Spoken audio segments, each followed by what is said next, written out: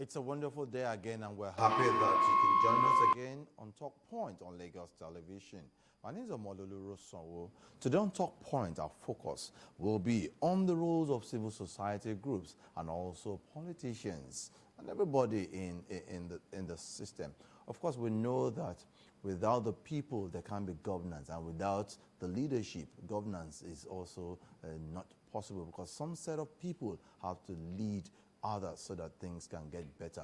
But in leading others too, it is expected that they will do the right thing so that the governed can also feel that part of governance. That's our focus today, and I have a guest in the studio that will be discussing that with me. I have Adegboyega Ajadi. So, Boyega, it's nice having you. Nice to have me. Thank you very much. Yes, I guess it's your first time coming to Lagos Television, right? Yes.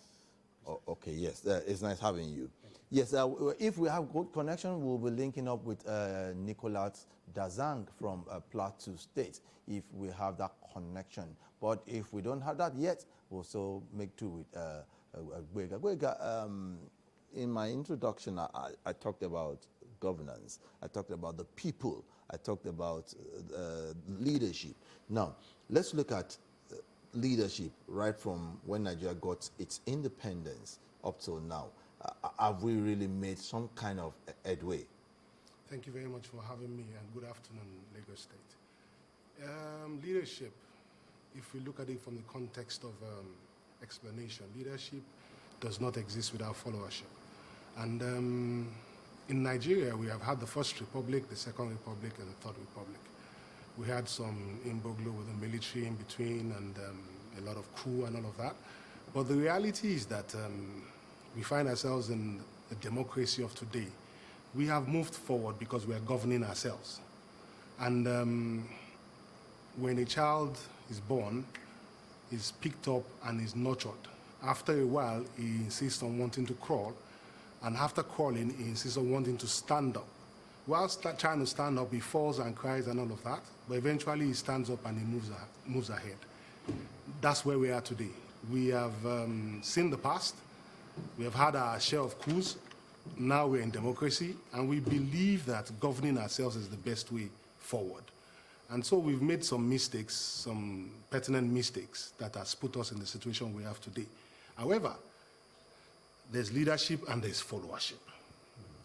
Without followership, there's no leadership. That's why we have votes being counted in elections, because we vote for leaders, Nigerians.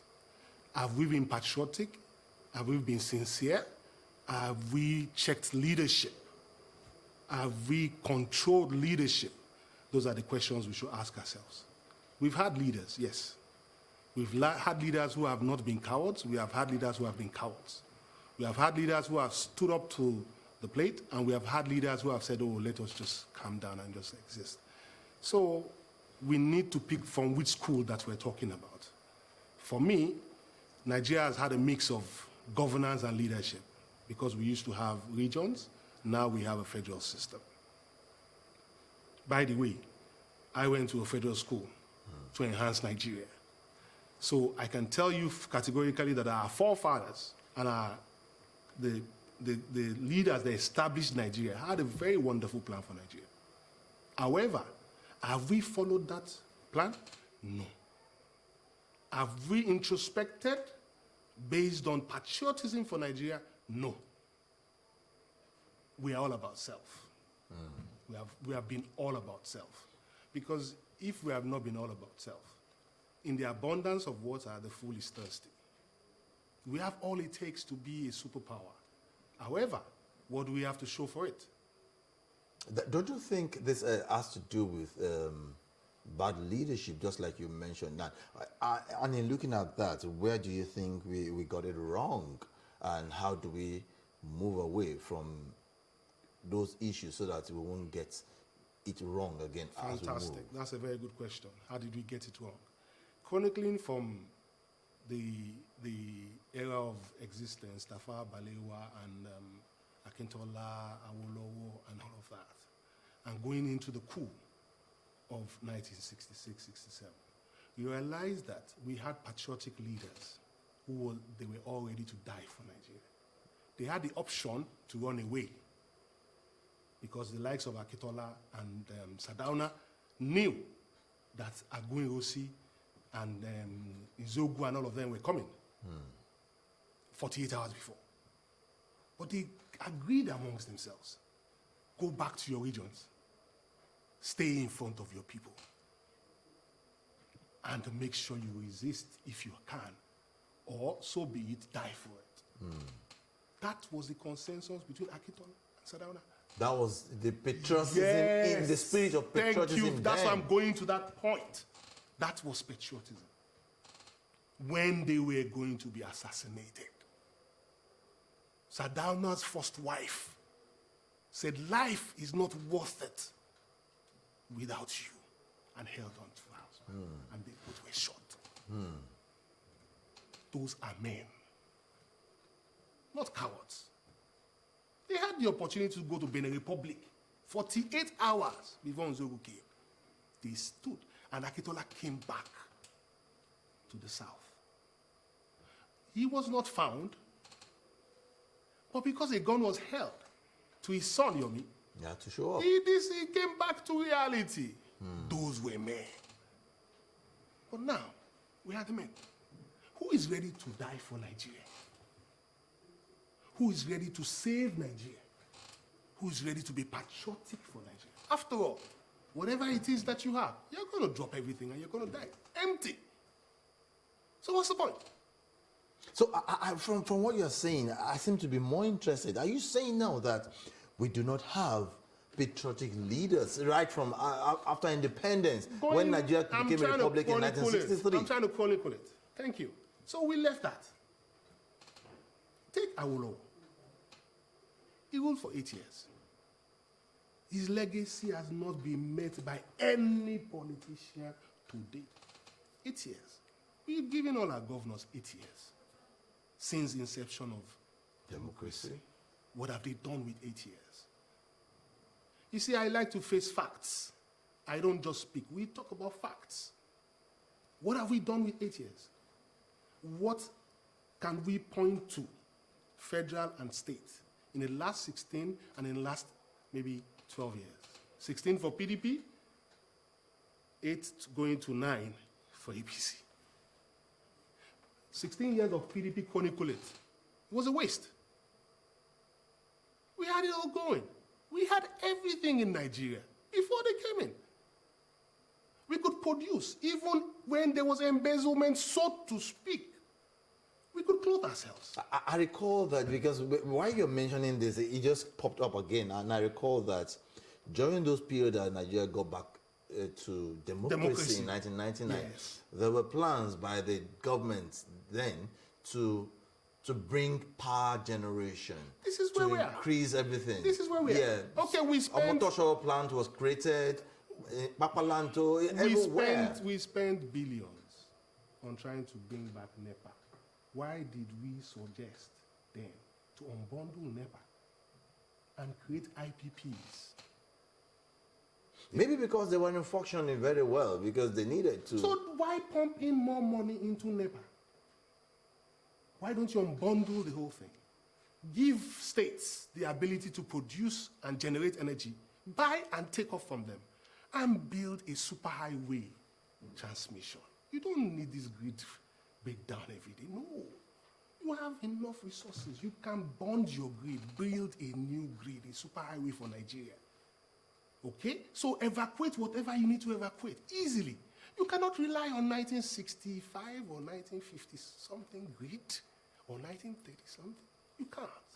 You have to be forward looking. Okay, we've invested $16 billion. Dollars. So to speak. Dollars. Yes. Then, when money had value, what did we have? Nothing. Not a single bob. Came on. Yes, that reminds me. So that's why I tell you, it's a waste of time. At some point, a committee was set up to look into how the funds for the gas plants were. We borrowed Disco's money to become Discos in Nigeria. Are you aware? Discos. Tell me more. Borrowed Discos money to become Discos. But we don't track anything. So we don't ask questions. So the reality is that we have to start to ask questions, what happened yesterday, before we can have today, and because we can have tomorrow to plan with. In the first place, we have failed to plan. Obviously, we have planned to fail, because we don't have any plan. There has to be strategic thinking for Nigeria. We are always announcing on television, Vision 30, Vision 20. No. All those papers, a waste of our time. We talk too much. We haven't acted on anything. Why sell off all your properties in the guise of privatization?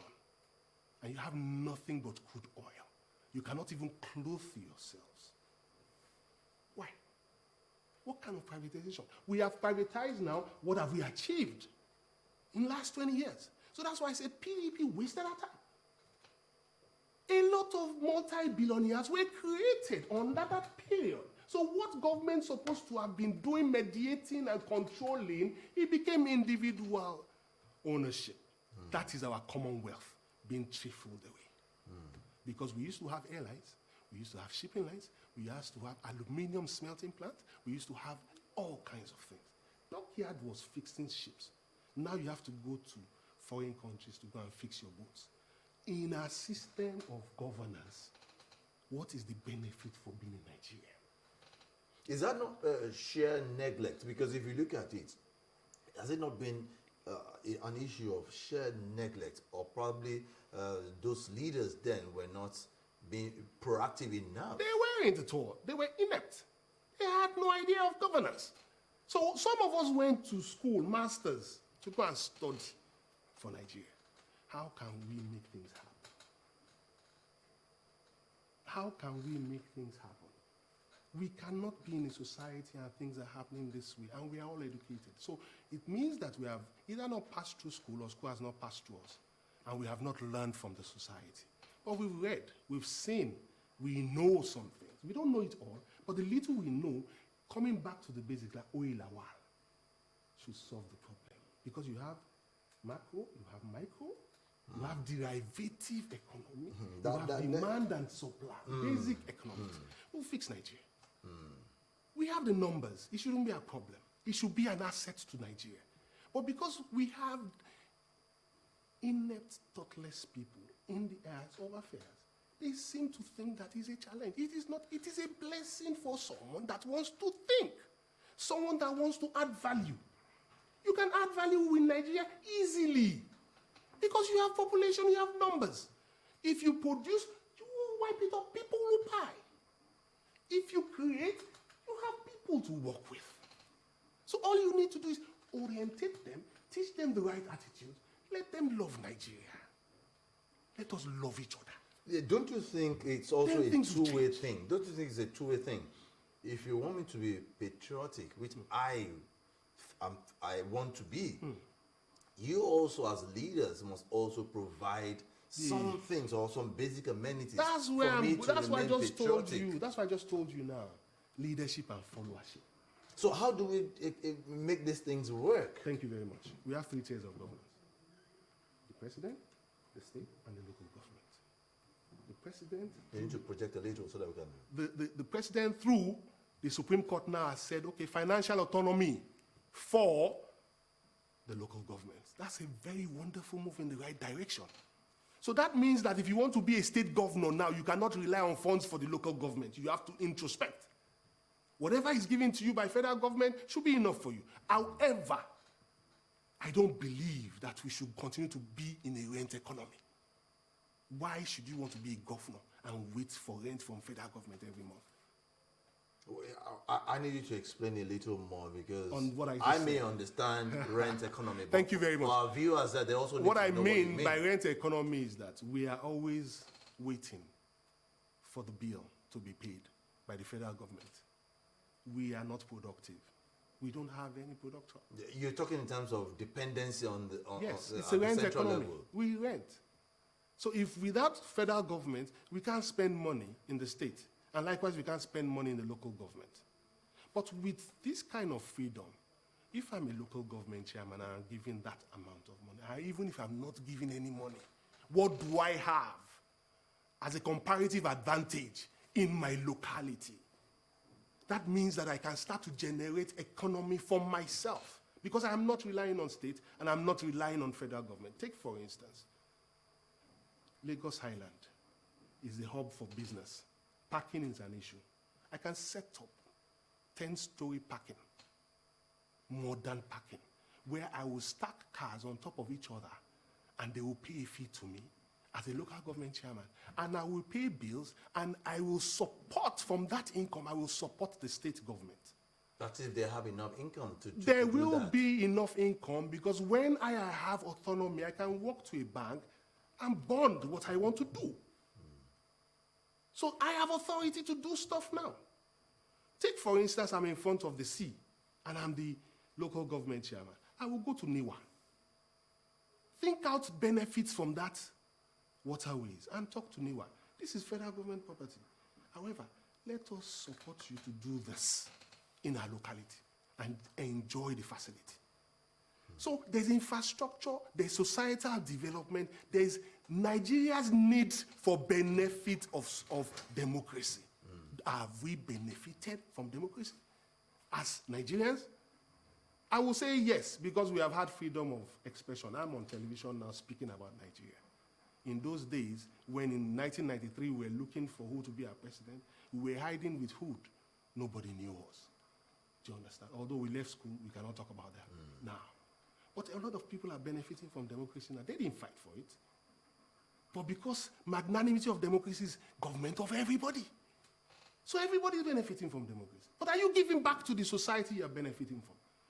The president should not have issues about the society when you have state governors and you have local government chairmen. Maybe that explains why it was taken to court and they actually wanted to know if the local government can collect money direct, and that has been said by the Supreme Court. It is a standard law in the Constitution. Yeah, now that we have that, we expect that monies will be coming in direct to the local governments. Now, what are you expecting from them to do now when money starts to roll in? Because none of them have said anything. It's a good development. They have come, they like it, but they have not said anything. They will not say anything because it's the state governors that put them there now. It is the state that conducts local government elections. So if I'm a smart governor and I'm on seat, if it's not Abuja and it's me that employs the state electoral board, I will put my cronies there, compete with them. So right now, are we having the right square pegs in square holes? No.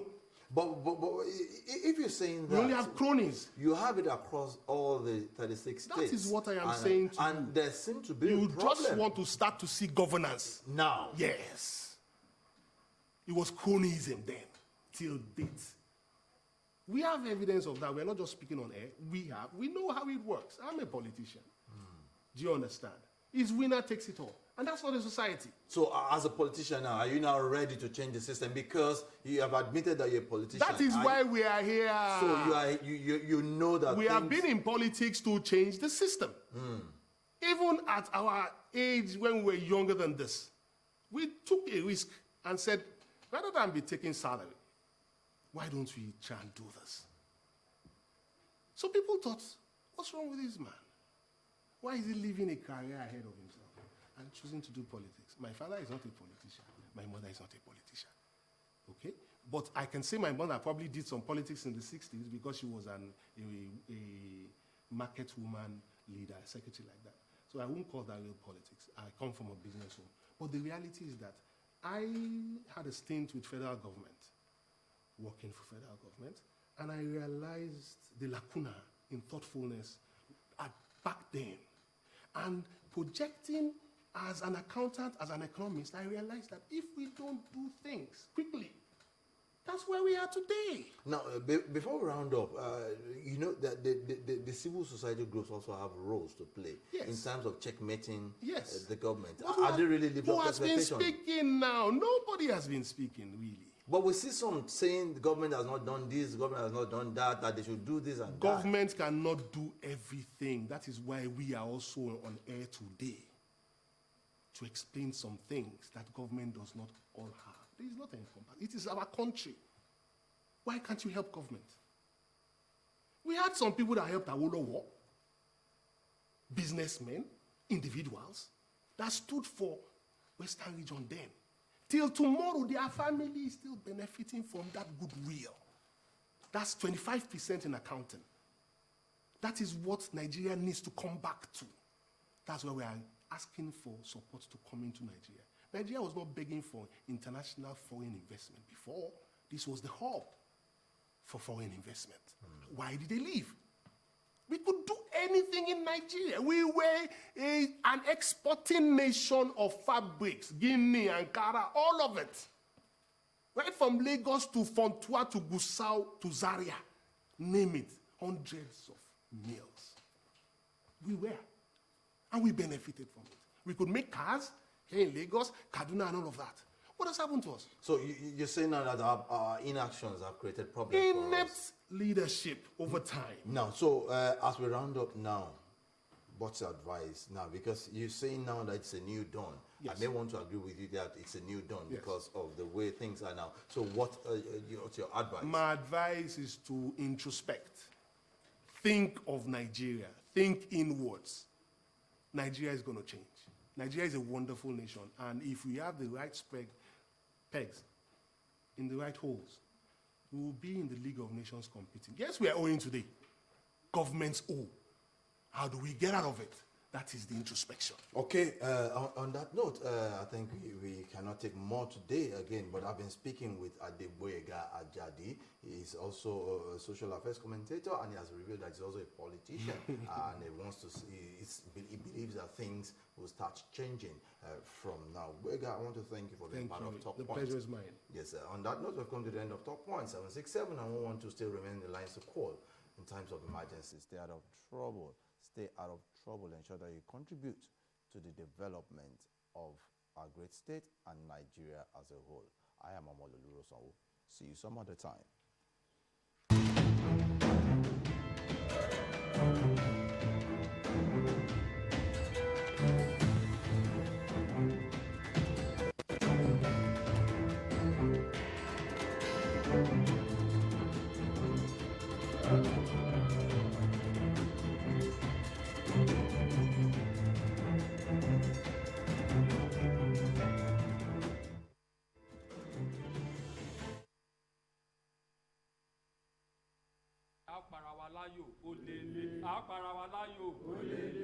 bẹ́ẹ̀ ni o òpènípení òpènípèjì òpètípẹ̀ta ò sí Lagos Local Game Show ìdíje ayò ọlọ́pọ́n àti draft tó jẹ́ tiwantiwa nílẹ̀ Yorùbá àti ilẹ̀ adúláwọ̀ lẹ́ẹ̀ máa wò lórí ìkànnì yìí Lagos Television ní gbogbo ọjọ́ àbámẹ́ta sátidé láago 4:30 sí 5 ìrọ̀lẹ́.